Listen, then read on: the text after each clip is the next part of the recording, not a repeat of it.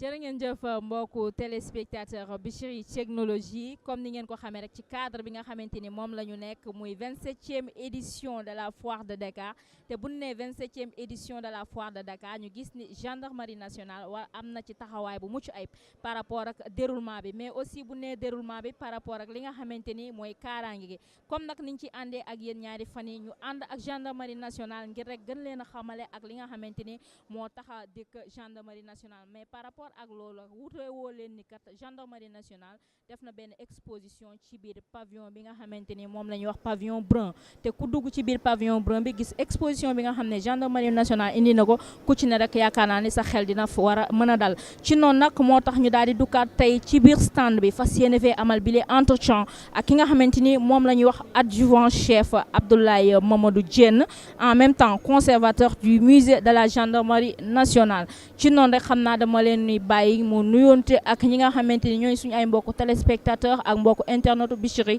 Technologie li sabab nag ñu fas yéene amal ak moom waxtaan mooy ni kat dañuy daal di ñëw ci li nga xamante ni moom la ñuy wax historique de la gendarmerie maanaam la muy undu mooy maanaam taarixu li nga xam ne mooy gendarmerie nationale monsieur adjudant chef Abdoulaye Mamadou Diène ñu ngi lay nuyu bu baax di la bàyyi nga nuyoog suñu ay mbokku téléspectateur ak internet Bichri Technologies.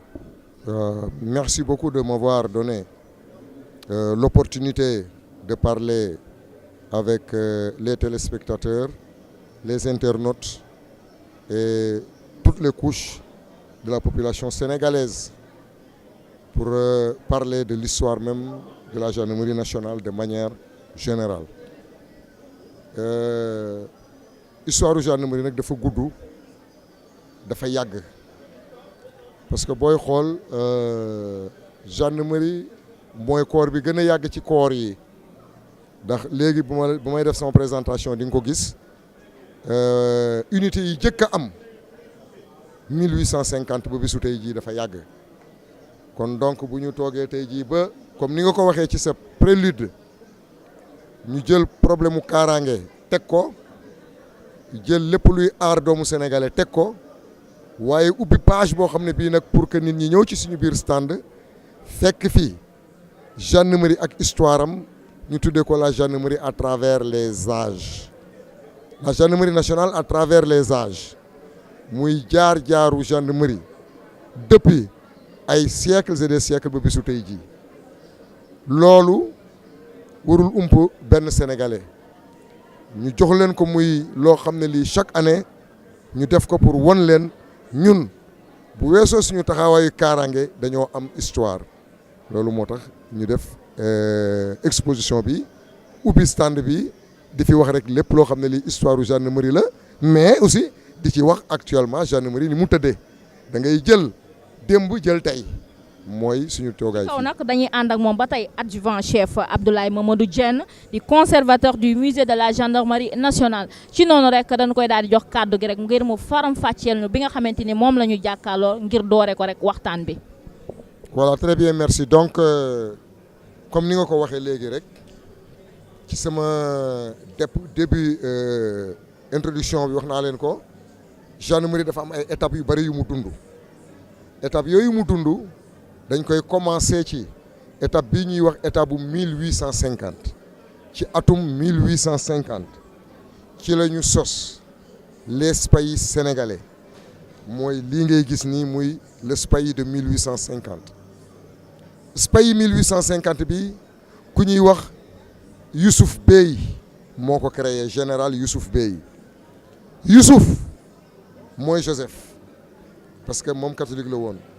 mais boo waxee Joseph mooy Youssouf Bey bi BEY sans le E bi nga xam ne bii dafa am une consonance sénégalaise du denn lu dul titre bu ñu ko jox boo xam ne bii boo demee ci dëkk bu ñuy wax Tunisie noonu la ñuy tuddee buur comme tey jii Sénégal nga ñëw ne Damel wala nga ñëw ne buur Bey moom mooy buur ci langue tunisienne Youssouf Bey mi ngi judd ci atum 1808 à l'île d'Elbe en Turquie atum 1808 à l'île d'Elbe en Turquie. Il a eu une existence aussi romanesque que guerrière. ñi ngi ko jàpp bi muy am à l'âge de 6 ans la ko benn navire tunisien jàpp yóbbu ko en Tunis mettre ko à la disposition du BEI d'Alger foofu la BEI boobu mooy wax léegi foofu la jógee et mu dawee foofu à l'âge de 22 ans ñëw dugg ci benn navire battant pavillon français ñëw atterrir en Algérie 1830 boobu ku ñuy wax Bourmont en Algérie moo ko recevoir def ko interprète mu nekk Algérie 1830 ba 1845 participer ci campagne algérienne yëpp yi Algérie def contre la France ñu naturaliser ko mu jël nationalité française du fa dund di fa am ay grade ay ndomba tànk ba grade général seulement nga war a noter ne dañ ko naturaliser nag français mu nekk au même titre que les français Youssouf Bey moom moo créé ci moom la ñu créé 6e escadron du 1er régiment d'Alger corps spay yi ñu jëkk a créé ci moom mi lañ ko créé moom le général Youssouf Bey ñu tuddee ko 6e escadron du 1er régiment d'Alger fii la suñu histoire commencé kii moom mooy xettali mooy soqali corps spay sénégalais yooyu nga xam ne dinaa leen ko expliquer léegi moom mooy dem di dem ba ñëw nekk tey jii la gendarmerie sénégalaise. kon mën nañoo wax ni moom jamono yooyu maanaam ci atum 1850 bi nga wax léegi ñoom nii la ñu daan solo. voilà très bien donc ci atum 1850 nii la ñu daan solo gilet bi boo ko gisee mu ànd ak caaya bi ànd ak birnu yi mu àndal ñaari birnu mi ngi nii gis nga birnu yi ngay gis moom la ñu yore ñun ba léegi birnu bu weex bi ak bu xonq bi ko lal mi ngi nii ñaari birnu yi mu yore birnu lañ koy tuddee birnu yi di nga ko gis ci kanam tuuti moom la ñuy sol ñun ba léegi nii kon donc nga xam ne suñu histoire yàgg na du tey jii rek mbaxana bi mu sol moom la ñuy wax le haïk est composé de la corde de chameau ba la ngay gis ne li ko wër parce que day permettre ñu délimiter fu ñuy dal bu ñu ñëwee campagne fu ñuy dal délimiter air bi nga xam ne bii fa la ñuy nekk waaye am na leneen lu ci nekk dinañ ci takk ay fas mais li ci gën a doy kéemaan mooy dañuy ne les cavaliers de 1850 portent le linceul ça veut dire quoi ça veut dire que comme c'était des musulmans ku ci décédé en guerre dañu lay defal comme rite yi ñuy defal nit ku dee musulman bu dee li ñu lay takkee nga ne ca kaw turban bi muur mbaxana bi moom mooy sa càngaay moo tax ñuy wax les cavaliers de 1850 portaient le linceul ñii mooy ñi nga xam ne ñii Youssouf Bey mi moo jëkk a créé 6e escadron du 1er régiment d'Alger des Spahis Alger nag.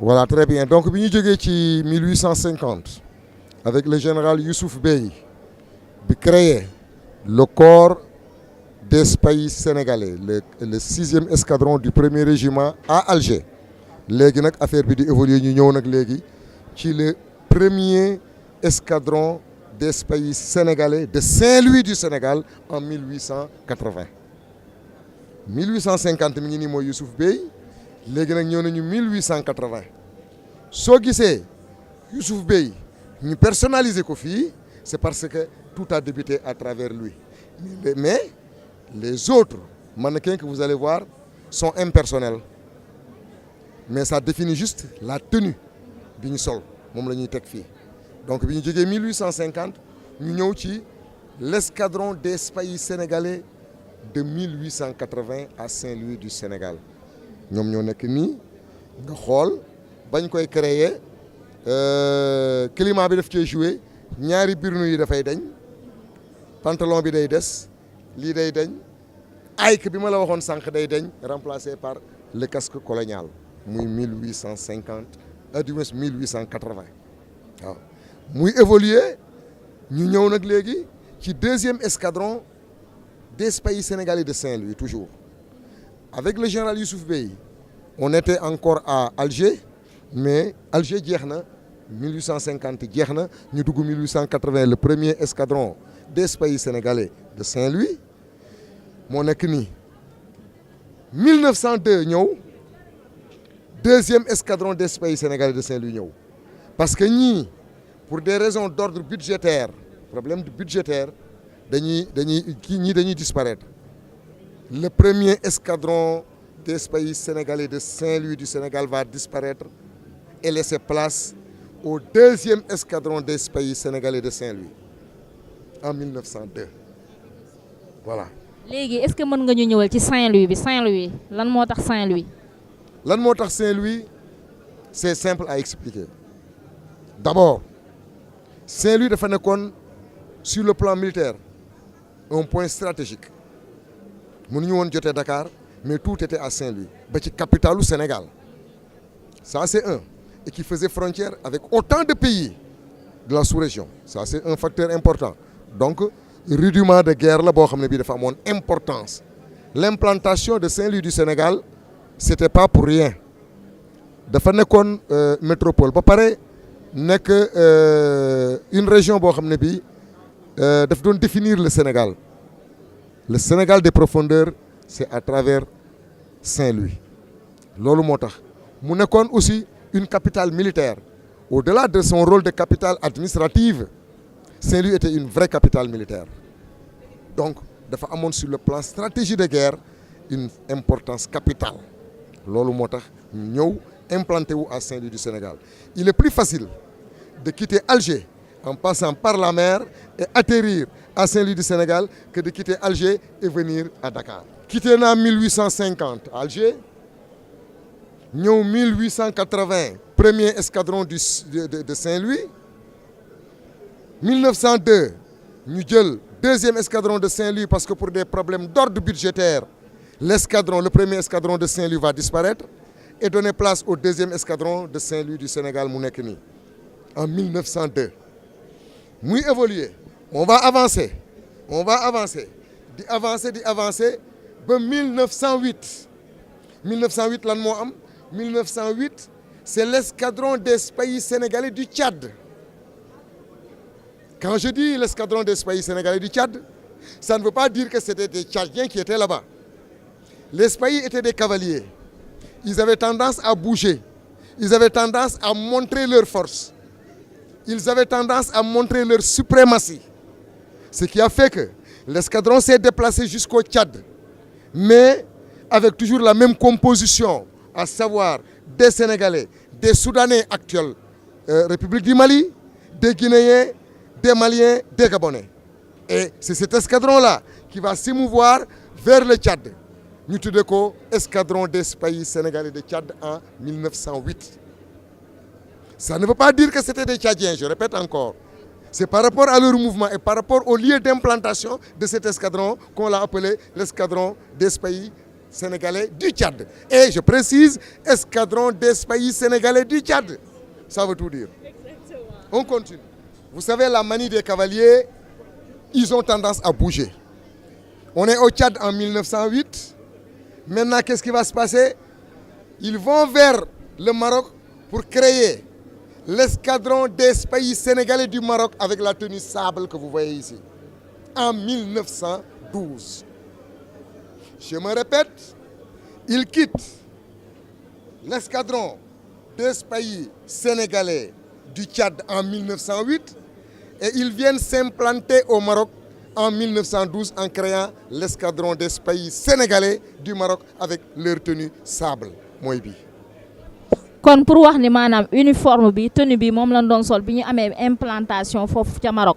Très bien bi ñu amee implantation au Maroc dañoo jël tenue bi nga xam ne bii moo nekkoon la tenue de l'escadron du Tchad bu ñu demee le temps faisant ñu ñëw léegi nag créer l'escadron des pays sénégalais du Maroc ñu indi tenue bi waaw en 1912 waaw eeru pays yi jeex na 1850 1880 1902 1908 1912 fii la yem gendarmerie coloniale nag ñëw mooy bi 1924 27. maanaam est-ce que mën nañoo am gën a leeral maanaam lan mooy gendarmerie coloniale. Gendarmerie coloniale parce que on ne parle plus de ce pays maintenant on parle de gendarmerie mais comme on parle de gendarmerie nous ne sommes pas encore indépendants c'était vers les années 1928 27 28 on est obligé de dire la gendarmerie coloniale parce que nous sommes dépendants de la France donc c'est ce qui fait que on les a appelés la gendarmerie coloniale l'ère des pays sénégalais est terminée. Nous sommes maintenant à l'ère de la gendarmerie coloniale. Parce que là, les Français vont s'accaparer de tout. Nous sommes en 27-28 et ils vont s'accaparer de tout et créer cet escadron que vous voyez ici avec la tenue comme ça. En continuant de faire le parcours, vous allez voir que cette tenue va subir quelques modifications à partir d'un certain temps pour donner forme à la garde rouge actuelle. Mais avant d'arriver là-bas, je vais parachuter sur ce personnage mythique que vous voyez ici, qui, moom la ñuy wax le lieutenant, puis capitaine, puis commandant Gaston Merle. Gaston Merle, c'est un ancien aviateur de la guerre 14-18. Bi mu paree guerre 14-18, il est devenu garde républicain de Paris, mooy tenue bii mu sol. Étant garde républicain de Paris, la France l'amène au Sénégal mu créer le corps des gardes-cercles. Corps des gardes-cercles boobu xëy na li may wax am na ay anciens yu may dégg moom mooy corps garde républicain yi ngay dégg. Garde républicain yooyu ñoom ñooy mujj nekk corps GMI bu Thiès bi ngay gis bi ngay dégg fii la jógee. Garde-cercle d'abord, ensuite garde républicain, ensuite GMI moo nekk nii. Mes frères, mes parents et mes frères de la police sauront ce que je suis en train de dire. Le corps des gardes-cercles qui va se transformer en corps de garde républicain et plus tard, après, actuellement, garde GMI, groupement mobile d'intervention. Très bien. Et ce qui est important à noter, c'est que Gaston Merle, à sa retraite, a été nommé juge de paix à Kolda. Juge de paix à Kolda. Étant juge de paix à Kolda, il a exercé ses fonctions jusqu'en 1957, date à laquelle il mourut à Kolda même. Il mourut à Kolda parce qu'il avait demandé à être enterré en terre sénégalaise. On l'a enterré à Kolda par le commandant de brigade et l'évêque de la ville de Kolda. Sa tombe se trouve actuellement à Kolda, dans les cimetières de Kolda, parce que c'est celui qui l'avait demandé. Parce qu'il a frappé, il a marqué l'histoire du Sénégal. Il a marqué l'histoire de l'armée, de la gendarmerie et de la police. C'est monsieur que vous voyez ici. Et comme je vous l'ai dit, les choses avancent. Je fais une toute petite rétrospective en parlant de la garde rouge actuelle. Mais je ne peux pas parler de la garde rouge actuelle sans revenir un peu en arrière pour parler de la gendarmerie coloniale. Je ferai abstraction du lieutenant puis capitaine puis commandant Gaston Merle qui a créé le corps des gardes-cercles. Parce que le corps des gardes-cercles et la gendarmerie coloniale cohabitaient ensemble dans un même un temps, une partie du temps, ils cohabitaient ensemble sur le plan militaire. Mais la gendarmerie actuelle va tirer ses ressources à partir de la gendarmerie coloniale que vous voyez ici. Et à partir de la gendarmerie coloniale de 1927-28, on tombe sur l'escadron monté en 1960. La gendarmerie coloniale a existé de 1928 jusqu'en 1960 pour laisser place à la gendarmerie, la garde rouge actuelle. En regardant la garde rouge actuelle, vous faites une comparaison des tenues. Vous allez voir le Birnou. Le Birnou, rappelez-vous de son nom. Le Birnou que vous allez voir qui est là. Celui-là, il est le commandant d'escadron, mais il a le Birnou rouge qui apparaît ici. Prenez-moi par revers le Birnou rouge dans mes explications. Le Birnou rouge est là.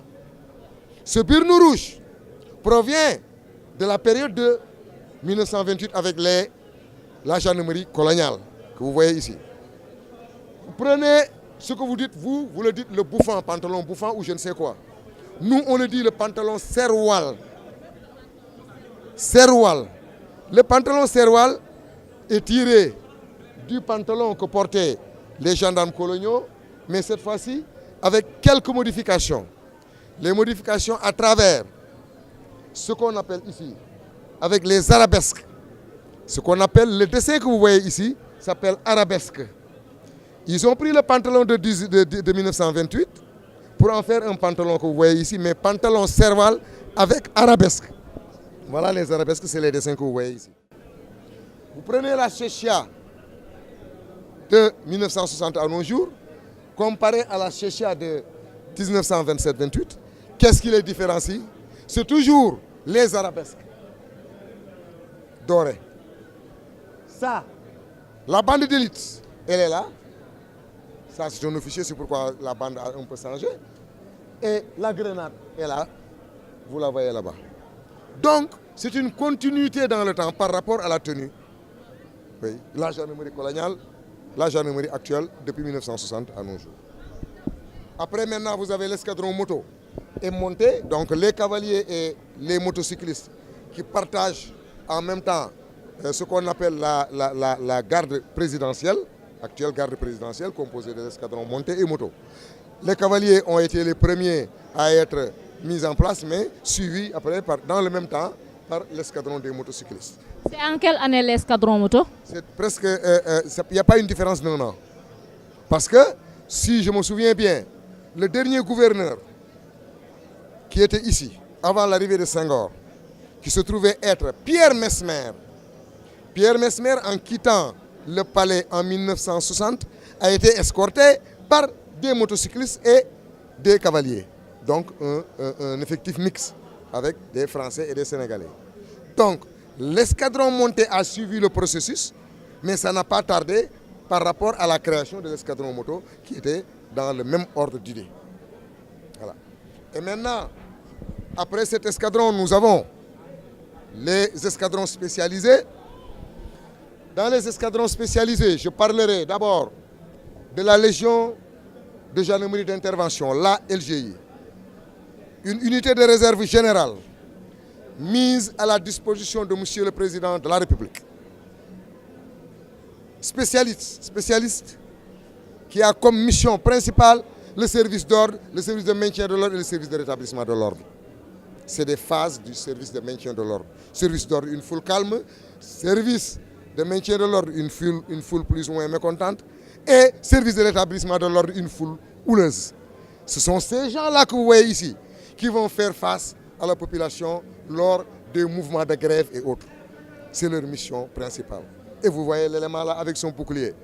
Cet escadron qui nous a valu beaucoup de satisfaction. Beaucoup de satisfaction. Le premier fait d'armes de cet escadron, c'était lors du coup d'État manqué, ou de la, si je peux dire, de la rébellion qui sévissait en Guinée-Bissau. En Guinée-Bissau, on a appelé l'escadron de la LGI, les blindés de la LGI, pour venir appuyer un pays frère qui vivait une rébellion. Et les blindés sont partis sur le terrain avec succès. Ils ont remporté un succès, vraiment un succès. Ils ont fait un travail. Ils ont été à la hauteur, parce qu'ils ont pu servir dignement en terre étrangère. C'est leur premier fait d'armes. Après maintenant, vous avez le GIGN. Le GIGN aussi, qui est une unité d'élite.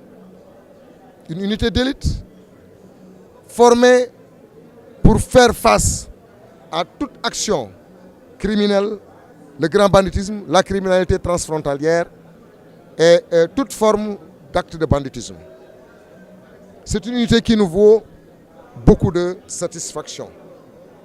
Eux aussi, ils ont un fait d'armes non moins important. Parce que lors du coup d'État de Kokoï Samba Sagna en 1983, le GIGN a été déporté sur les lieux, sur ordre de Monsieur le Président de la République. Parce que Madame Lady Diawara, l'épouse de Monsieur le Président de la République, et son enfant qui était âgé de moins de 2 ans, ont été capturés par les rebelles. Au moment où Daouda Kairaba Diawara se trouvait à Londres en visite officielle. Ils ont reçu comme mission principale d'aller délivrer Lady Diawara et son enfant sans coup férir sans casse. On leur a dit, nous voulons vivant l'épouse du président et son enfant. Le GIGN est parti sur place et a fait exactement ce qu'on leur avait demandé de faire. Ils ont rempli leur mission. Voilà un premier fait d'armes du GIGN que vous voyez ici. C'est cette unité d'élite qui est tout autour de M. le Président de la République, qui est partout et nulle part, qui s'abat matin, midi, soir pour la bonne marche, pour éviter toute forme d'acte antiterroriste, acte de banditisme, rébellion et tout. Voilà ce corps d'élite qui donne et qui vaut satisfaction à toute la population sénégalaise.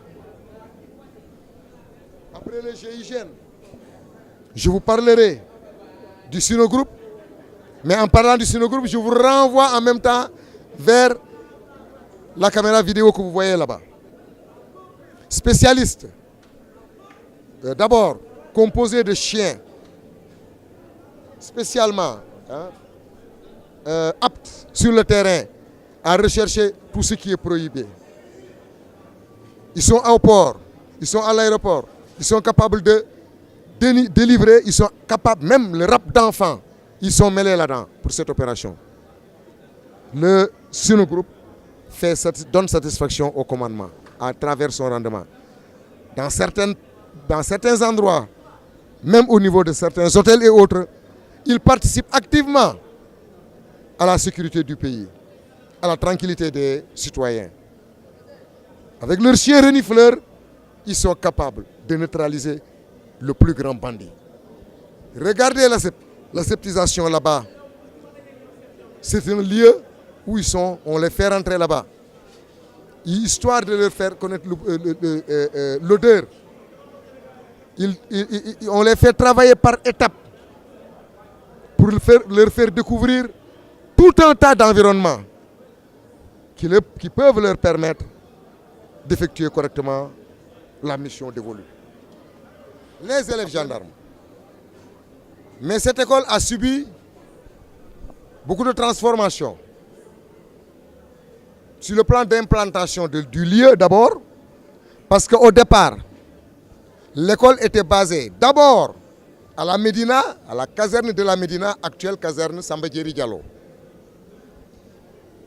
Jusqu'en 1961-62, 62 plus précisément, l'école a quitté la caserne de Médina pour venir se baser à la caserne du 7e régiment des tirailleurs sénégalais, appelée caserne, actuelle caserne Mambouna Mafal, mais avant caserne la caserne de Ouakam et Paul Lapère. 3 noms. D'abord, il y a ce qu'on appelait dans le temps la caserne du 7e régiment des tirailleurs sénégalais. C'est ça le premier nom. Ensuite, il y a eu un deuxième nom qui a été le nom le plus célèbre, c'est-à-dire Paul Lapère, la caserne de Paul Lapère. Et vers les années 2000, 2000 et quelques, jusqu'en 2003, 2004, lors de la création de l'école des officiers, cette caserne sera baptisée caserne générale Mambouna Mafal. L'école de gendarmerie, l'école des sous-officiers de gendarmerie va être transférée à Fatick. Actuellement, les élèves gendarmes sont formés à Fatick. Donc, vous avez vu la transformation. Et dans le temps, on l'appelait aussi école de formation et d'application. Pourquoi école de formation et d'application? Parce qu'il n'y avait qu'une seule école qui formait aussi bien les élèves gendarmes, les gendarmes auxiliaires et une catégorie d'élèves officiers. Gendarmes auxiliaires, élèves officiers. C'est cette école, appelée actuellement caserne générale Mambouna Mafal, mais plus connue sous le nom de caserne Paul Lapère, qui a formé une bonne génération d'élèves gendarmes. À côté, vous avez les gendarmes féminins. Ces gendarmes féminins qui datent de 2006, la première promotion, décembre 2006. C'est en décembre 2006 qu'on a intégré les dames, les femmes. Les dames ont intégré la gendarmerie en décembre 2006. Ce qu'il faut reconnaître, c'est que la gendarmerie a pris une option. Cette option nous a rendus fiers par rapport au rendement des gendarmes féminins. On y trouve des officiers féminins capables de gérer le service où ils sont affectés, où elles sont affectées. On y retrouve des gradés qui sont en train de gérer le service correctement. Vous avez à l'intérieur des gendarmes qui sont en train de gérer le service correctement. La gendarmerie a osé faire cette option, mais le résultat a suivi. À la grande satisfaction du commandement, dans tous les compartiments de la gendarmerie, on retrouve les gendarmes féminins. Mais elles ne sont pas en rade. Elles ne sont pas en rade. Elles remplissent très bien leur métier, elles remplissent très bien leurs fonctions, elles font correctement leur partition, à la grande satisfaction du commandement. Cela veut dire quoi? Cela veut dire que dans le cadre de l'exécution du service, on ne fait pas une distinction entre les gendarmes masculins et les gendarmes féminins. Ils sont tous dans la même moule. Ils sont tous formés dans les mêmes règles de rigueur. C'est pourquoi le résultat ne s'est pas fait attendre. Pour dire qu'ils obéissent à la même mission. À la même mission. Autant les hommes comme les femmes. On ne fait pas la distinction entre les gendarmes féminins et les gendarmes masculins. Ils sont tous assujettis à la même tâche et ils font tous la même partition. Voilà. Donc, je crois que ni ñu koy waxee suñuy gendarme yu jigéen daal mën nañoo tuddee rek jigéen yu mën góor waaw vraiment nous sommes satisfaits d'elle. Maintenant à côté nous avons l'école des officiers maintenant, l'école des officiers de gendarmerie qui forme les cadres de la gendarmerie à travers cette école. On a des gendarmes féminins, du moins des officiers féminins qui sont formés ici. Les cadres de la gendarmerie sont formés dans cette école. Qu'est-ce qu'on peut entendre par les cadres de la gendarmerie? Les officiers.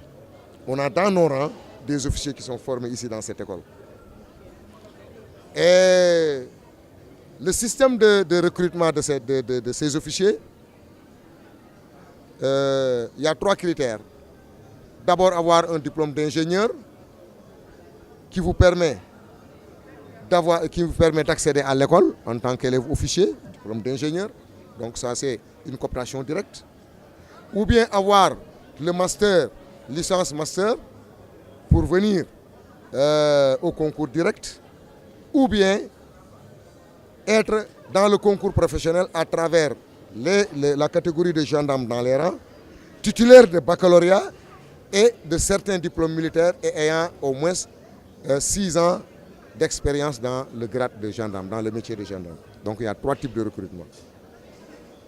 Pour vous dire ce que je vous avais dit tout à l'heure, pour corroborer ce que je vous avais dit tout à l'heure, la section aérienne, les avions que vous voyez ici, sont commandés par le capitaine Rokhayolo, une dame capitaine Rokhayolo, ingénieur.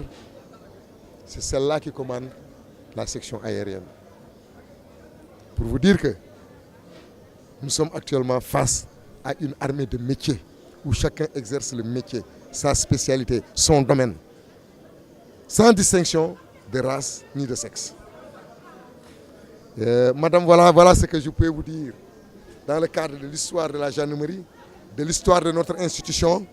Évidemment, il y a d'autres planches que d'autres personnes plus appropriées feront la présentation.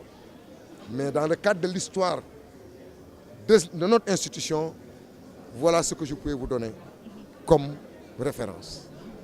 Merci beaucoup, adjoint-chef Abdoulaye Mamadou Diène, en même temps conservateur du musée de la gendarmerie nationale. Et j'espère que nos chers téléspectateurs et internautes, ils ont bien vraiment suivi les présentations que vous avez faites par rapport à l'évolution de la gendarmerie nationale jusqu'à nos jours. Nous vous remercions, nous vous disons un grand merci. Mais aussi pour votre dernier mot, comment voyez-vous aujourd'hui? Parce que par rapport à votre exposition, on dirait que la gendarmerie nationale a donné une très grande importance à l'éducation par rapport aux visites, les élèves qui viennent et venir.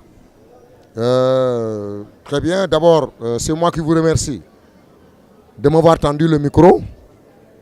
Mais Au-delà de ça, vous m'avez posé une dernière question. La gendarmerie a des missions diverses. Dans ces missions diverses, on dit prévenir, éduquer, renseigner, aider, secourir, réprimer. La répression vient en dernier lieu. Pourquoi ne pas exceller dans la forme d'éducation? Éduquer à travers le comportement des automobilistes dans la circulation, éduquer à travers le comportement de certains citoyens dans la vie courante, mais éduquer nos enfants à travers ce que vous voyez ici pour montrer une facette de la gendarmerie. Montrer une facette de la gendarmerie pour vous dire que nous ne sommes pas que une unité répressive. Au-delà de ça, nous sommes une unité qui éduque.